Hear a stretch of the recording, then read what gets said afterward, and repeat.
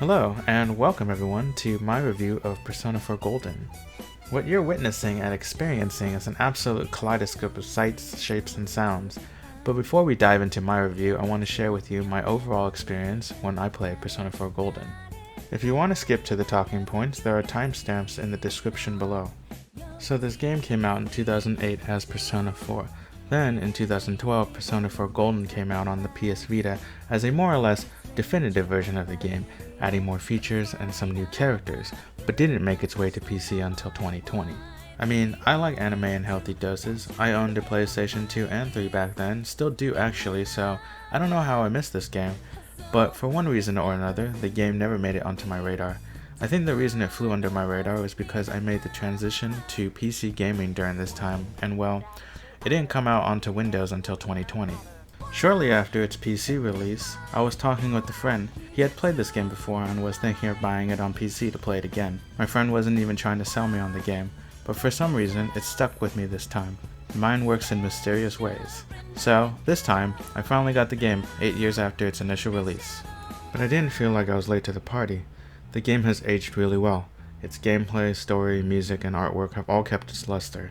I never felt I was playing something from a bygone era in terms of graphics either. The PC version has been noticeably enhanced to give you a smoother and overall more enjoyable experience.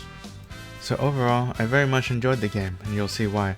I logged in nearly 120 hours exploring dungeons, forming bonds, taking on the Mega Beef Bowl challenge at Aya's, but in reality it's actually more than that if you count the number of times I restarted from previous saves. The game is quite lengthy, and the first playthrough will inevitably have some learning curves if you never played a Persona game before, like me. It was overwhelming for me at first because there are a lot of things to do in the game, but there's no wrong way to play. The game uses a calendar system, and time doesn't move forward until you do certain activities. For example, leveling up your social links, studying, reading a book, or taking a shift at a part-time job to earn money or to level up your attributes will all progress time.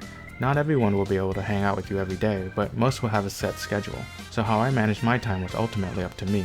So as I loaded up the game for the first time, the first two things I noticed right off the bat were the colors and the sounds. It's hard to say which will capture your attention first. It is a barrage of animation and music on two of your senses. Much like a newborn baby being overwhelmed by every new thing it sees, there really is too much being thrown at you, and it will take you several rewatches to finally get a sense of what's going on. By the end, I have watched it too many times to count, but I never grew tired of it. By the way, the opening does have English lyrics. You can look it up. So let's get on to the main talking points. The music. There's so many positive things to say about the music. The soundtrack is masterfully done. The style is varied, and the set list is extensive. The music really helps convey the emotions of the situation and the atmosphere of the setting, from the upbeat intro all the way to the emotional conclusion of the ending. I will say this, I don't know if this opinion holds up under scrutiny, but really well done audio, be it in the music, sound effects, voicing, and voice acting. If it's exceptionally well done, it will stand out, but also elevate the medium as a whole, and that's what it does here. The composer did a fantastic job, and it really complements the gameplay. If you take nothing else from this review, give the soundtrack a listen, but know it will resonate more with someone who has played the game.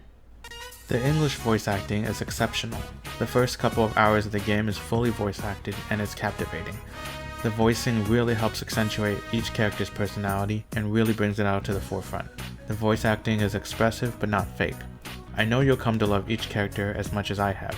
You have the option to experience the Japanese voice acting as well, which I hear is also exceptional. Ugh. Well, I guess you gotta expect that. It's not like Chie-san's ever had the occasion to help a guy shop before. What? What did you just say? The opening intro is a bombardment of vivid colors and style. Many characters are tastefully woven into the intro, each with a unique little dance. But beyond the intro, you'll travel to this new world where the colors are vibrant and the characters are lively. Each line of dialogue is accompanied by an expressive portrait of the character speaking. For the most part, it lines up well with what they're saying, and you appreciate the time the artist took with these hand-drawn characters. The tag team transitions during battles are fast, dynamic, and eye-catching. During a handful of important milestones, you'll have fully animated cutscenes, which are awesome. Only downside is that, if you're like me, you'll wish there were more. There is an anime though. I'm not sure how it is. Might be a fun watch. The graphics and performance. The PC version was spruced up, upping frame rates to 60 and increasing the resolution. If there is one department where the game has aged, it's this, but it can't be helped. Outside of a full remake of the game, this is more or less a remastered version, even if it isn't advertised as such. However, in spite of its age, the graphics do hold up well, and although the graphics aren't the focal point of the game, the artwork more than makes up for any shortcomings. On the performance side of things, there is one technical hiccup when executing a tag team attack. The game will stutter for a few frames before continuing like normal. This isn't jarring, nor is it game breaking, but it is noticeable. However, other than this, the game runs flawlessly. All in all, it's still an enjoyable experience despite some very minor technical issues. Storytelling. This is easily some of the best storytelling of any game. The story starts out with you traveling to Inaba.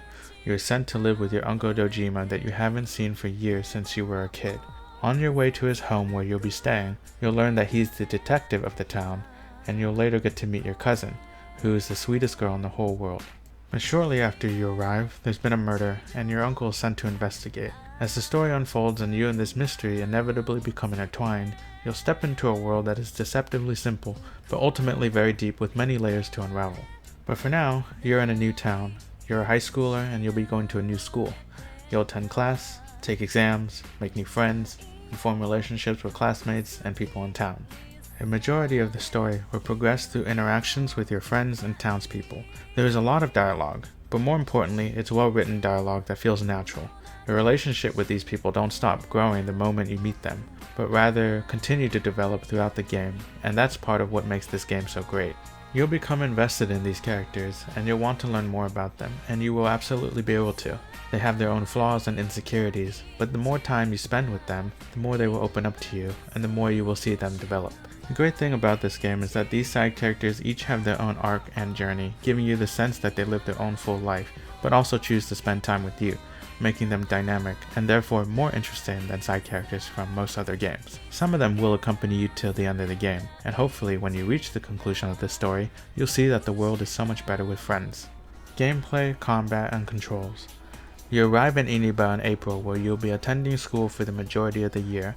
Most of your time spent will be after school hanging out with your friends, your family, and the townspeople. You'll also be exploring town, going to the city, forming bonds, finding clues, leveling up your attributes, or taking up part-time jobs. As more of the mystery is revealed, there'll be dungeons. You'll understand why these places exist the more you play the game. I don't want to give away too much. Each dungeon follows the same formula with minor variations between each one. Every level or floor of a dungeon is randomly generated, so even if you backtrack, it won't have the same floor layout. There'll be monsters to fight and you'll gain experience, money, and items much the same way you would in other RPGs. The controls are both responsive and intuitive. The combat is relatively straightforward and simple, but not boring, and plays much like other turn-based RPGs, such as the older Final Fantasies and Pokemon. You'll eventually be able to create and fully control a 4-person party, each member with a unique persona, with the exception of you, who has the ability to switch freely between multiple personas. Both your character and your persona have a unique skill set but will share a turn in combat. However, a dungeon can sometimes be exhausting. Some have more floors than I had anticipated and maybe wish I could just teleport to the end and fight the boss. But know that after every dungeon, the story does progress, and that in itself is a good reward because the story is that good. So that's my review of Persona 4 Golden. The music, artwork, voice acting, and storytelling are stellar. The combat and controls are fluid. This PC release brings many noticeable and welcomed graphical enhancements. The game runs almost flawlessly with very few minor issues. It's a well-made port and a game worthy of your time. Thank you so much for watching. If you decide to play Persona 4 Golden, I hope you enjoy your time in Inaba. You can always come back here to share your experience. Also, here are some more places you can find me. I know the publisher has stated that because of the success of Persona 4 Golden, they want to bring out more of their games to PC. So there's a very good chance Persona 3 and Persona 5 will come out to PC in the near future as well. So let me know if I should play one before the other. Lastly, if you liked this video and found it helpful, consider subscribing and liking the video. I've included some tips for new players at the end, so stick around if you're interested. Otherwise, I'll see you next time. Take care. Here are some tips if you never played a Persona game before. Use multiple saves. You'll never know if you want to go back and change something. Consider using a spoiler-free guide for social links. Throughout the game, you'll be given several choices to answer questions in-game, and sometimes there is no obvious right or wrong answer. Some side quests will ask you to get items from a dungeon you have previously cleared. There is no time limit on side quests, so you can do this on the same day you unlock the new dungeon. Just do the older dungeon first, since the story will automatically progress after completing the newest dungeon. So you'll be completing 2 dungeons on the same day. Doing this will also help you level up so you never feel underpowered. I hope these tips help out, and I hope you enjoy playing Persona 4 Golden.